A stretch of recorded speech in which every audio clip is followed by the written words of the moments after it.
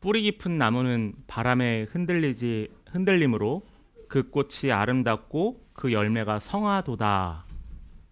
혹시 들어보셨나요?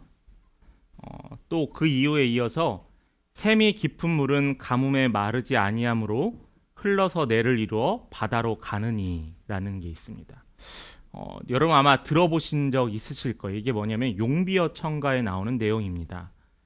이 내용은 뭐냐면은 나무가 뿌리가 깊어졌을 때 또한 샘물이 모아져서 자연을 이루어졌을 때 바람과 가뭄 그 어떠한 어려움이 있더라도 이겨내고 꽃을 피우며 신해가 이루어지는 것이 바로 이 말의 의미라는 거예요. 생명력 있는 나무 하면 여러분 어떠한 장면이 떠오르세요? 저는 생명력 있는 나무라 하면은 제가 여행 중이나 우리가 뭐 사진을 봐서 느낄 수 있었던 것은 엄청난 절벽에 매달려 있는 나무였었습니다. 그 나무가 뿌리를 강하게 바위에 넣고 또한 그 나무가 나중에는 그 바위가 떨어질 바위를 감싸 안으면서 이 나무가 버티고 절벽에서 살아갈 수 있었던 거예요. 제가 방문했던 곳 중에서 해발이 우리나라 백두산보다 높았던 곳에 나무들이 군락을 이루는 곳들이 있었습니다. 근데 그 나무들이 바람에 흔들리지 않고 꺾여지지 않은 이유는 다름이 아니라 바로 이 나무들끼리 서로 뿌리를 맺고 서로 간에 뿌리 가운데 엉키고 있었다라는 거죠. 저는 그 나무들을 절벽에 매달려 있는 나무들을 볼 때마다 그러한 생각을 합니다. 어떻게 안 떨어지고 버틸 수 있을까? 나무가 살기 위해서 그 절벽에 있는 바위를 파고 들어갑니다. 파고 들어가다 보니 바위가 쪼개지고 자갈이 생기게 되는 거죠. 근데 이 자갈이 생기면서 나중에는 이 나무가 부서진 자갈로 인해 떨어질 수 있지만은 결국에는 이 나무가 이 자갈을 붙잡아서 버틸 수 있는 힘이 되었습니다. 모진 풍파에서도 긴 시간의 흐름 속에서 하늘을 향해 서 있는 나무를 보면 강한 힘을 느끼게 돼요. 오늘 말씀의 제목이 뭐죠? 믿음의 뿌리입니다. 오늘 이 뿌리에 대해서 좀 여러분과 같이 이야기를 나눠보려고 해요. 성경에서도 보면은 이 뿌리에 관한 이야기가 많이 나옵니다. 씨 뿌리는 비유의 이야기를 하나 보도록 하죠. 우리가 16절과 마가복음 16절과 17절을 한번 같이 읽어보도록 하겠습니다. 같이 읽겠습니다. 또 이와 같이 돌밭에 뿌려졌다는 것은 이들을 가리킴이니 곧 말씀을 들을 때 즉시 기쁨으로 받으나 그 속에 뿌리가 없어 잠깐 견디다가 말씀으로 인하여 환난이나 박해가 일어날 때에는 곧 넘어지는 자요. 자, 여기에 뭐가 나오죠? 우리가 씨 뿌리는 비유하면은 어떤 땅에 뿌려지느냐, 어떻게 결실을 맺느냐에 우리가 관심과 말씀에 귀 기울이지만은 우리가 여기서 집중해야 될 것은 뭐냐면은 뿌리예요. 오늘 말씀과 비교해서는 뿌리에 대해서 같이 우리가 살펴보려고 합니다. 그런데 우리가 16절 말씀에 봤더니 돌밭의 땅에 무엇이 뿌려져? 씨앗이 뿌려졌어요. 돌밭에 뿌려지면은 그 씨앗이 뿌리를 살짝 맺게 됩니다. 근데 이 살짝 맺게 되는 것이 결국에는 어떻게 되죠? 흔들려서 이 뿌리가 온전히 맺어질 수 없게 되었다라는 거예요. 길가밭은 말씀을 아예 받지 않았지만은 돌밭은 받습니다. 돌밭은 말씀을 들을 때 반응이 좋아요. 쉽게 우리가 풀어서 얘기하자면은 우리가 하나님을 만났어요. 아, 하나님이 나를 사랑하시는구나. 예수님이 나를 위해서 십자가에 달려 돌아가셨대라는 것을 알게 되었어요. 그래서 우리는 구원이라는 걸 경험하게 되었습니다. 이게 바로 돌밭에 뿌려진 씨앗의 비유예요. 그런데 돌밭에 뿌려진 씨앗이 뿌리를 내릴 수 없게 됐더니 조그마한 흔들림에도 그들은 어떻게 되죠? 결국 뿌리를 맺지 못하고 말라 죽게 되었다라는 거예요. 신앙의 믿음이 깊어지지 않고 그냥 신앙의 가장 기본적인 구원의 단계에만 이르고 우리는 거기에서 멈춰버렸다라는 거예요. 저도 성경 공부를 하거나 나눔할 때 이런 얘기를 많이 합니다. 혹시 구원 받으셨나요? 구원의 경험은 언제 받으셨나요? 라고 질문을 해요. 여러분, 구원은요, 우리의 신앙의 아주 기본적인 출발이에요. 그런데 우리는 계속 이 구원에만 계속 머물러 있어요. 구원 받았는지 안 받았는지, 어떻게 구원을 받았는지, 또 구원을 경험을 어떻게 했는지에 대해서만 거기에만 집중하고 있다는 거예요. 그렇다 보니까 뿌리를 내리지 않고 믿음이 조그만 것만 있어도 흔들려 버려서 넘어지고 맙니다. 그랬더니 어떤 일이 생겨요? 교회 안에 상처를 받으면은 교회가 싫어져요. 덩달아 예수님도 멀어져 갑니다. 또 뿐만 아니라 자신이 상처받는 것만 생각하는데 사실은 자신도 누군가를 상처 줄 수도 있다라는 거예요. 조그만 교회, 큰 교회 한계 짓지 않습니다. 어느 곳에서나 성도들은 돌봄에 받는데 익숙하다라는 거예요. 왜 나를 이해해주지 않지? 왜 나를 받아주지 않지? 왜 내 생각에 동의해주지 않지? 이렇다 보니까 결국 이 신앙이 맨날 흔들리는 뿌리 없는 나무와 같이 자라나간다는 겁니다. 믿음의 첫 발을 내딛는, 또 여러분 이미 내딛어서 걸어가고 계신 여러분들은 분명히 기억해야 하는 것은 뿌리를 내리셔야 돼요. 뿌리를 내리셔야 돼요. 흔들리지 않아야 돼요. 그 첫 번째로 오늘 본문에 봤더니 바울이 에베소 교회에 향한 편지를 쓸 때 바울이 뭐라고 하냐면은 자신이 무릎을 꿇는다라고 이야기해요. 바울이 무릎을 꿇는다라고 이야기합니다. 교회 다니면서 여러분 신앙생활하면서 제일 많이 들었던 이야기들이 뭐예요? 예배 꼭 드리세요. 또 서로 사랑해야 합니다. 용서와 배려가 있어야 합니다. 우리는 이웃을 위하여서 내 몸과 같이 섬겨야 합니다라고 이야기해요. 참 많이 들어요. 그 외에도 기도하며 살아야 합니다라는 거. 제가 2년 안 된 시간 동안 여러분들이 기도에 대해서 강조했던 것은 몇 번 설교를 통해서 있었어요.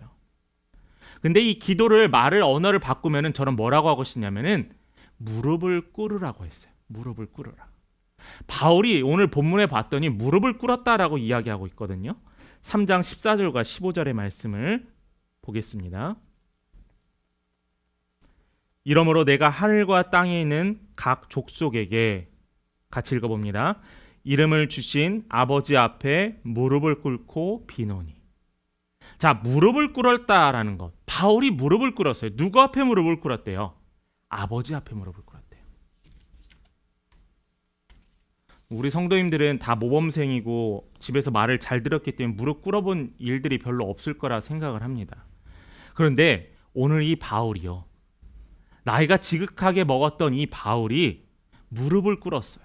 왜 꿇었냐면요, 자기 자신이 잘못해서 무릎 꿇은 게 아니라 누구 때문이냐면 바로 에베소 지역에 있는 성도들, 이방인 성도들로 인해서 무릎을 꿇게 되었다라는 거예요.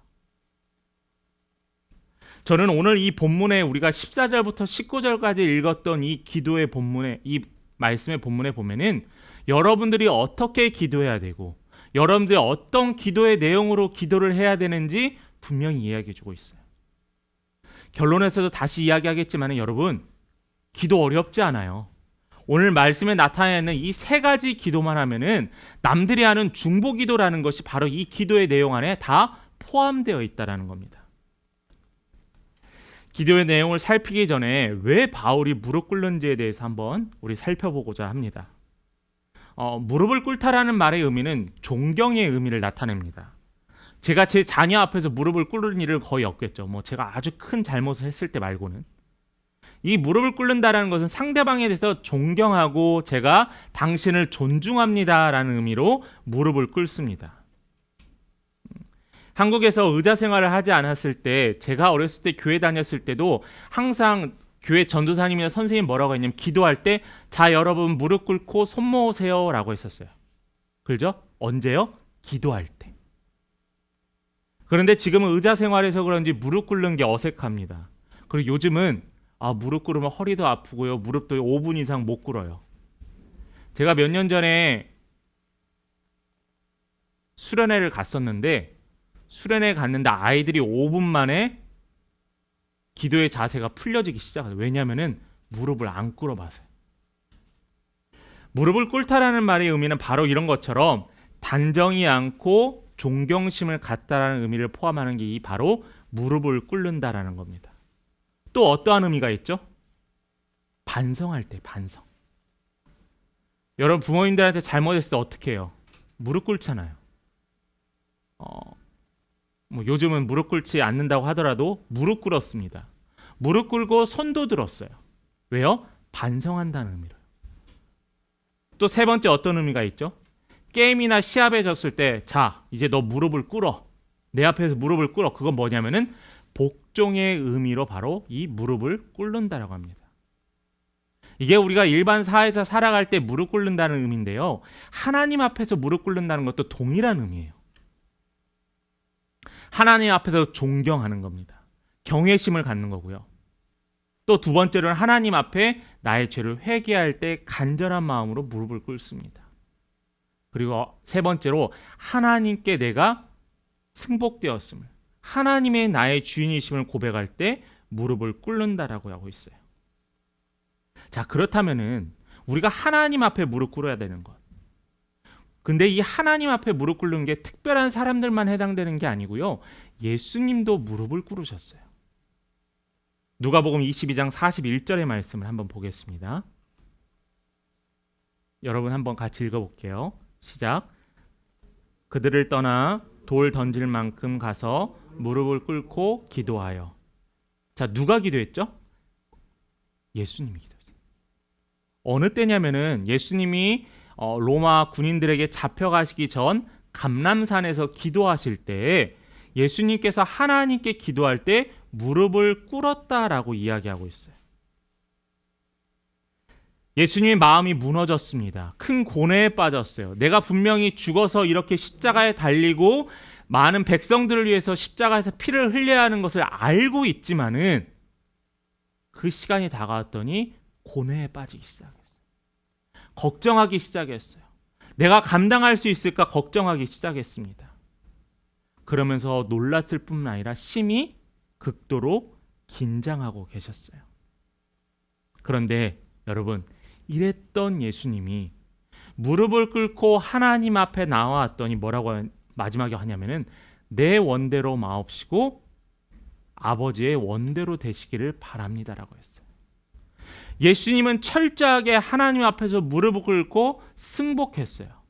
하나님의 계획을 따르겠다라고 하나님 앞에 선언했던 겁니다. 그러면서 간절히 무릎 꿇고 기도했었습니다. 무릎 꿇는다는 말, 기도한다는 말의 의미예요. 여러분, 기도해야 합니다. 여러분, 요즘 취미로 가장 많은 시간을 투자하는 게 어떤 것인가요? 여행도 가시는 분들도 계시고, 또 어떤 분들은 맛집도 가시고, 또 어떤 분들은 저는 책 읽기를 너무 책을 많이 봅니다 라고 해요. 그런데 믿음의 성도들 된 우리는, 믿음의 뿌리를 내리기 원하는 우리들은 시간을 하나님께 할애해야 돼요. 시간을 할애하지 않고서 하나님 왜 나를 버리셨습니까? 왜 하나님 나는 되는 일이 없습니까? 왜 하나님 나는 어려운 일이 생깁니까? 하나님 입장에서 억울하지 않으실까요? 우리가 좋아하는 것 있으면 시간을 투자합니다. 취미 활동도 너무나 좋아하는 것은 잠도 포기하고 시간도 포기하면서 거기에 투자해요. 예수님은 어떤 분이시죠? 영원한 생명을 주신다는 예수님께 여러분들의 신앙의 간절함을 표현하세요. 무릎을 꿇으세요. 무릎으로 간절히 하나님께 외치세요. 믿는 자에게는 능치 못한 일이 없다 하신 그 하나님께서 우리의 무릎을 보시고 우리의 기도에 응답하시고 이끌어 주신다라는 거예요. 여러분 마음에 이 무릎 꿇는 것 같은 마음과 같이, 모습과 같이 간절함이 타오르길 간절히 축원합니다. 두 번째로는 무릎을 꿇는데 우리가 어떤 기도를 할까? 제가 좋아하는 책 중에 왜 기도하라는 책이 있습니다. 거기에 나오는 문구 중에 어떤 문구가 있냐면은 기도하지 않는 교회가 없고 기도하지 않는 성도가 없습니다. 그러나 하나님이 원하시고 예수님이 가르치시고 성령님이 인도하시는 기도가 아니라면 우리가 아무리 주여 주여라고 외칠지라도 주님이 귀 기울이시겠습니까? 라고 질문하는 책의 내용들이 있어요. 그렇게 우리가 부르짖는다면은 하나님께서, 예수님께서는 우리가 너가 누구냐라고 물어볼 수 있다라는 거예요. 맞아요. 왜 우리가 기도하는가? 내 뜻과 내 소원을 이루어주기 위한 기도가 아니라 하나님께서 어떻게 하신지 묻고 하나님께 바라는 기도해야 한다는 겁니다. 기독교 외에도 교회 외에도 기도라는 단어를 씁니다. 불교에서도 기도라는 단어 쓰고요. 다른 종교에서도 기도라는 단어를 써요. 또 묵상이라는 단어도 씁니다. 그런데 그들의 기도와 우리의 기도의 차이가 뭐냐면은 우리의 기도는 하나님, 창조주이신 하나님이 주인이시라는 거예요. 그래서 우리는 기도하면서 세상 사람보다 이기적일 때도 있습니다. 기도하면서 다른 종교보다 더 비난을 받을 때도 있어요. 왜 그럴까요? 우리의 기도가 나 중심이기 때문이에요. 나한테만 한정되어지기 때문이에요. 왜 기도의 시간이 짧아지는지 아세요? 나랑 가족만 위해서 기도하기 때문입니다. 우리가 기도해야 될 대상과 기도해야 될 사람들은 너무나 주위에 많아요. 그런데 우리는 나 중심의 기도에 멈춰 있다라는 거예요. 하나님이 원하시는 기도는 자신의 뜻을 이루는 기도가 아니라 자신의 뜻을 꺾는 기도. 그랬기 때문에 바울이 무릎을 꿇을 수밖에 없었다라는 거예요. 그 기도의 내용을 이제 살펴보려고 합니다. 길게는 살펴보지 않는데 제가 이 말씀을 나누면서 여러분들이 한 주간 교회를 위해서 기도할 때 이 말씀만을 놓고 기도해 보셨으면 좋겠어요. 16절 첫 번째 바울의 기도 내용을 한번 볼까요? 자, 같이 우리 기도하는 마음으로 같이 읽습니다. 그의 영광의 풍성함을 따라 그의 성령으로 말미암아 너희 속사람을 능력으로 강건하게 하시오며. 자, 우리가 어떻게 기도하면 성령이 함께 하셔서 강건하게 하여 주옵소서라고 기도하라는 거예요. 믿음 좋은 사람은 시험이 없을까요? 믿음 좋은 사람은 고난이 없을까요? 아니에요. 다 있어요. 사탄은 믿음 좋은 사람을 어떻게 해서든지 넘어뜨리려고 갖은 수단을 다 사용합니다. 그래서 우리는 그러한 위험 속에서 누구에게 힘을 구하냐면 성령님 나와 함께하여 주옵소서. 성령님 나를 도와주시옵소서라고 기도해야 된다는 거예요. 그래서 우리는 성령님의 도우심으로 우리가 풍성하게 됨으로 말미암아 우리는 시험을 넉넉히 이길 수 있다라는 거예요.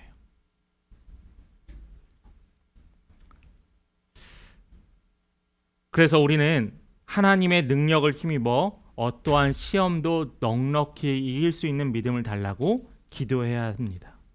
자, 두 번째로는 17절의 말씀에 나와 있어요. 제가 읽겠습니다. 믿음으로 말미암아 그리스도께서 너희에게 너희 마음에 계시게 하옵시옵고 너희가 사랑 가운데서 뿌리가 박히고 터가 굳어져서라고 기도했어요. 첫 번째 기도는 에베소 교회 교인들 안에 하나님이 거하시기를 기도하고 있어요. 우리 함께 걷는 교회 안에 하나님의 거하시기를 기도해야 한다는 거예요.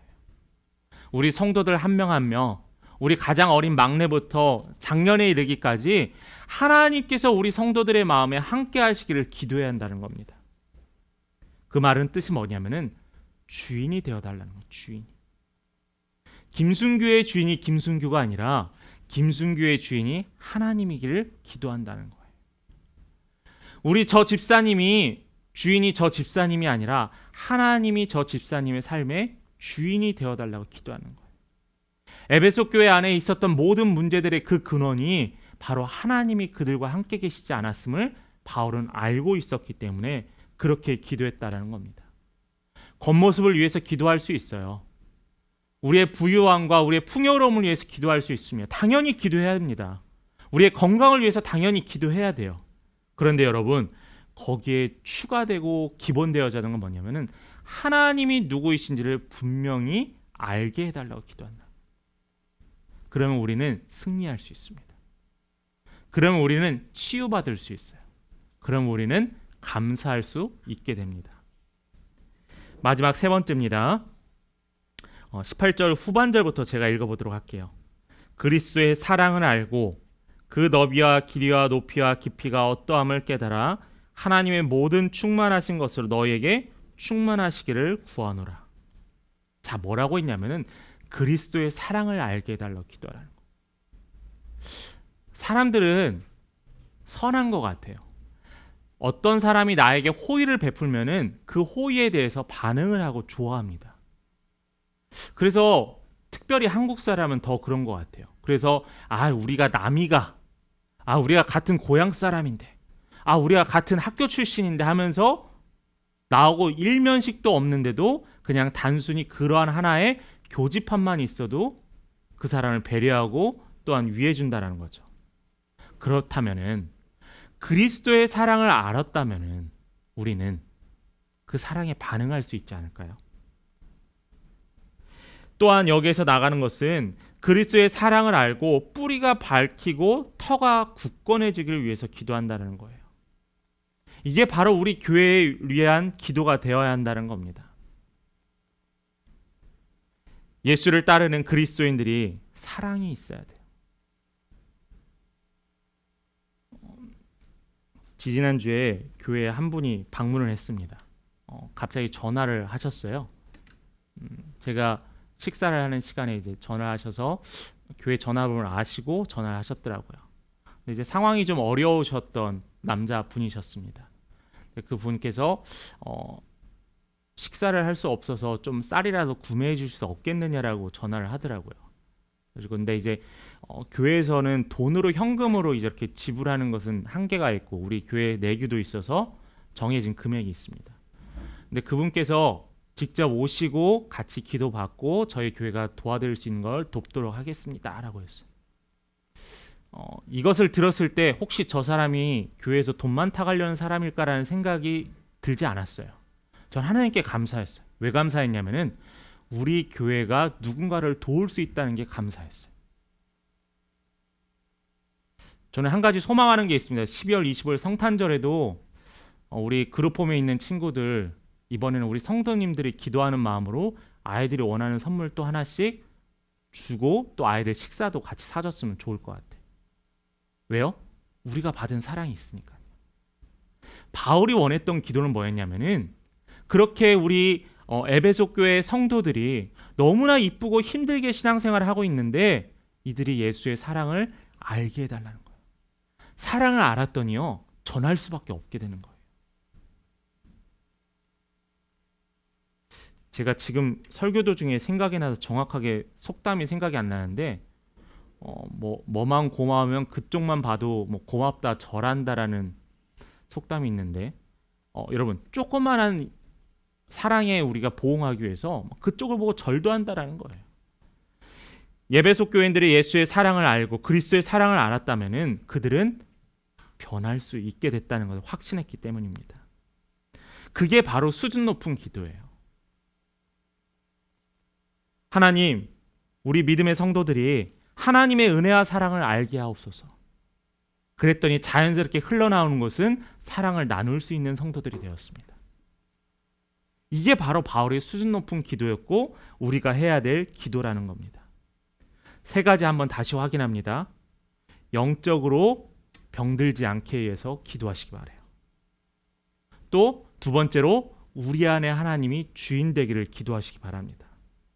세 번째로는 그리스도의 사랑을 알고 깨닫게 해달라고 기도하세요. 여러분, 이거 위해서 기도하세요. 제가 홈페이지에 글에다가 이거 올려놓도록 할게요. 여러분, 한 주간에 이렇게 한번 기도해 보셨으면 좋겠습니다. 여러분, 이렇게 기도하는 여러분은 뿌리를 내릴 수 있게 되었어요. 세 번째로 오직 주의 사랑에 매여 계십시오. 강한 믿음, 흔들리지 않는 믿음 갖는 거 어려워요. 저도 때로는 힘들어요. 왜냐하면은 눈에 보이는 현실 때문에 제 믿음이 흔들릴 때가 있어요. 저기는 왜 잘 되는데 왜 우리는 이렇게 힘들지? 저 가정은 아이도 잘 자라가고 상도 받는데 우리 아이들은 왜 이러지? 이러한 일들이 우리 안에 부지기수라는 겁니다. 믿음이 자기가 강하다고 교만할 필요도 없고 자랑할 필요도 없어요. 왜냐하면 우리는 언제 어디서 흔들릴지 모르는 나무이기 때문입니다. 믿음의 뿌리가 약할 때 어떤 일이 생긴대요. 17절의 말씀을 봤더니 터가 굳어지고 뿌리가 박혀져야 되는데 터가 생기지 않았다라는 거예요. 신앙은 견디는 거예요. 기억하세요, 여러분. 신앙은 견디는 겁니다. 신앙은 100m 달리기 단거리 경주가 아니라 신앙은 42.19 마라톤을 뛰는 그러한 경주예요. 이 의미는 뭘까요? 단순히 1, 2년 안에 우리의 믿음이 확 자라고 1, 2년만 열심히 해서 우리의 신앙이 믿음이 튼튼해지는 게 아니라는 거예요. 우리 생이 다할 때까지, 예수 그리스도가 오시길 때까지 우리는 끊임없이 믿음을 위해서 뿌리를 내리고 단단해져야 한다는 겁니다. 어려움이 우리 주위에서, 교회 밖에서만 생기는 게 아니에요. 교회 안에서도 다양한 공격들이 있어요. 말씀으로 살면 환난이 생기고 어려움이 생겨요. 왜 그럴까요? 왜 말씀대로 살려고 노력하는데 왜 나를 핍박하고 저런 사람이 나에게 나타나서 왜 내가 말씀대로 못 살게 할까? 왜 그럴까요? 이건 당연한 거예요. 왜냐하면 우리가 믿음을 이해하지 못해서 여기에서 답을 가질 수 없게 되었다는 거예요. 왜냐하면 뿌리를 내리기 위해서는 힘을 써서 땅으로 들어가야 하기 때문이에요. 자연스러운 현상이라는 겁니다. 목사님, 제가 이렇게 열심히 신앙생활 하는데 왜 저한테는 요즘 이렇게 안 좋은 일이 생길까요? 그게 바로 여러분의 믿음이 자라가고 있다는 증거예요. 여러분, 사단은요, 믿음이 강한 사람을 공격하지 그냥 내버려둬도 알아서 떨어져 나갈 사람 공격하지 않아요. 골로새서 2장 7절의 말씀 같이 한번 봅니다. 같이 읽습니다. 시작.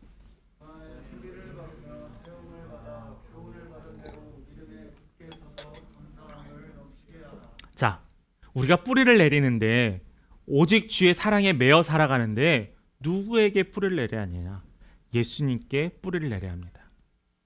제가 여러분에게 계속 지금 무엇을 반복하죠? 뿌리를 내리라고 했잖아요. 근데 영어 성경에서는 뭐라고 했냐면 수동태로 나타나 있습니다. 뭐냐면은 be root예요. 뿌리가 박혀지다라는 거예요. 누군가에 의해서 뿌리가 박혀지다라는 거예요. 근데 그 누군가가 누구냐? 바로 예수 그리스도라는 거예요. 사실은 내가 믿음이 성장하기 위해서, 믿음이 단단해지기 위해서 기도 생활과 신앙 생활을 열심히 하는데 사실은 그것 때문에 믿음이 단단해지는 게 아니라 예수님께서 나를 통하여서 뿌리가 내려지도록 힘을 쓰고 계신다라는 거예요. 그렇기 때문에 우리는 부담이 내려져 왔습니다. 예수의 보혈로 인하여서 우리가 뿌리를 내려지게 되었다라는 거예요. 나무가 세워지고요. 이후에 자라나는 것, 이 모든 것의 은혜가 바로 하나님이 주신 은혜입니다. 하나님이 하신대요. 예수님이 하신대요. 내가 열심히 믿음 생활하려고 발버둥 쳤지만 누가 하신다고요? 예수님이 하신다는 거예요. 그래서 우리는 하시는 예수님을 바라보고 흔들리지 말아야만 합니다. 자, 두 번째로는 교회에 뿌리를 내려야 돼. 교회에. 예수님은 뿌리시고 교회는 뿌리를 감싸고 있는 터라고 생각하시면 터가 뭔지 아세요 혹시? 나무가 이렇게 조경수가 자라고 있으면은 그 주변에 흙을 위에 살짝 더 높게 덮는 걸 터라고 합니다. 여러분 혹시 나무 중에서 뿌리가 땅 위를 올라와 있는 나무들 보신 적 있으세요? 그 나무들 대부분 보면은 사람들의 발에 밟히기도 하고요. 동물들의 먹이가 되기도 하고요. 또한 가뭄이나 비에 마르거나 썩게 되어서 결국에는 뿌리가 썩어지게 됩니다.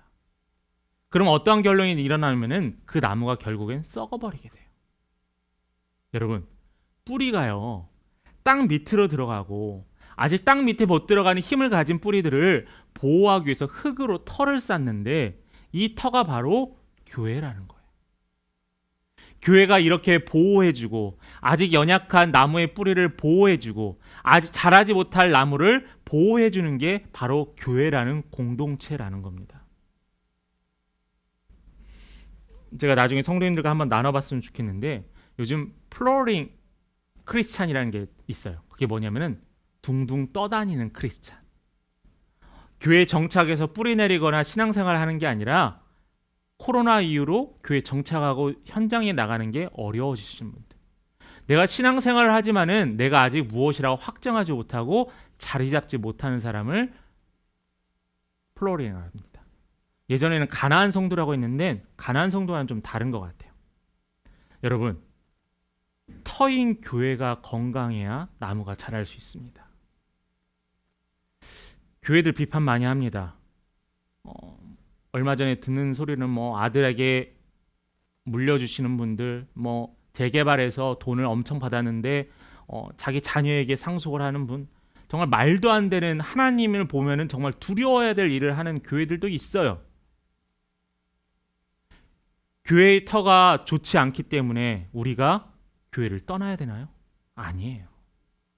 교회의 터가 썩어져 가고 문제가 된다면은 그 교회의 터를 건강하기 위해서 우리의 성도들이 힘써야 한다는 거예요. 아까 말했잖아요.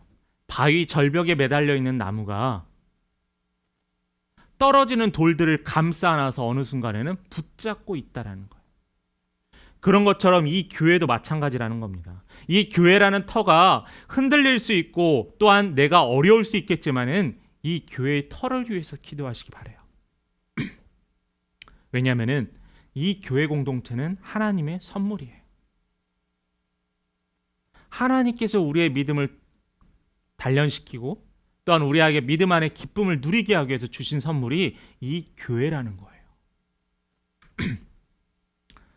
제가 지난주에 여러분들 가시고 집을 청소하면서 되게 흐뭇했습니다.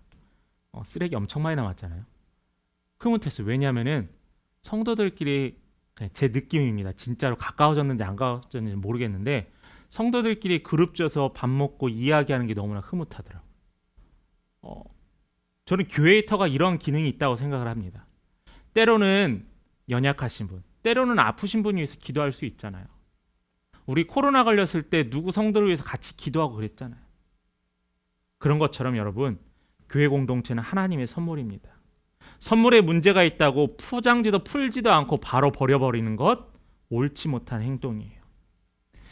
여러분, 한번 이 생각을 해보셨으면 좋겠어요. 왜 예수님께서, 하나님께서 나를 이곳에 보내셨을까? 내가 선택했다고 생각하시나요? 아니요. 하나님이 나를 보내셨어요. 하나님이 이 교회의 터전을 굳건하기 위해서, 이 교회의 터전을 통해서 믿음의 뿌리를 내리게 하기 위해서 하나님께서 나를 보내셨다는 거예요. 그랬기 때문에 우리는 그것을 사명이라고 하는 겁니다. 여러분, 하나님께서 나를 왜 이곳에 보내셨는지, 왜 우리가 믿음의 뿌리를 또한 교회 공동체를 통해서 내려야만 하는지 여러분 잊지 마시기 바랍니다. 말씀을 마무리합니다. 신앙생활 쉽지 않죠. 우리 멀리서 오시는 성도님들, 또 몸도 아프고 아이가 또 띵깡도 부릴 때도 있는데 여러분 힘들 거 다 압니다. 만약 우리가 이 신앙을 말이 달리는 경주로 비교한다면은, 혼자 뛰고 있다면은 앞만 보고 달리는 경주마와 같아요. 그런데 하나님과 함께, 우리 성도들과 함께 뛰고 있다라면 그것이 바로 뭐라고 하냐면은 은혜라고 하는 겁니다. 하나님 우리를 결코 홀로 보내지 않으십니다. 그래도 안 보이고 그래도 두려울 때도 있지만은 하나님께서는 그 안개 뒤에서 서 계시고 늘 그 자리에 계신다라는 거예요. 하나님께서는 자녀된 우리가 그 무엇보다도 이 땅에서 굳건히 서기를 간절히 소망합니다. 우리가 뿌리 내어지고 우리가 그 뿌리가 흔들리지 않아서 건전한 공동체, 교회 공동체, 또한 가정 공동체, 또한 믿음의 생활을 하기를 하나님께서 바라신다라는 거예요. 여러분, 믿음의 뿌리를 내리시기 바라요. 함께 서로 돕고 서로 세워가며 하나님의 은혜를 마음껏 누리시는 우리 귀한 성도님 되기를 간절히 축원합니다.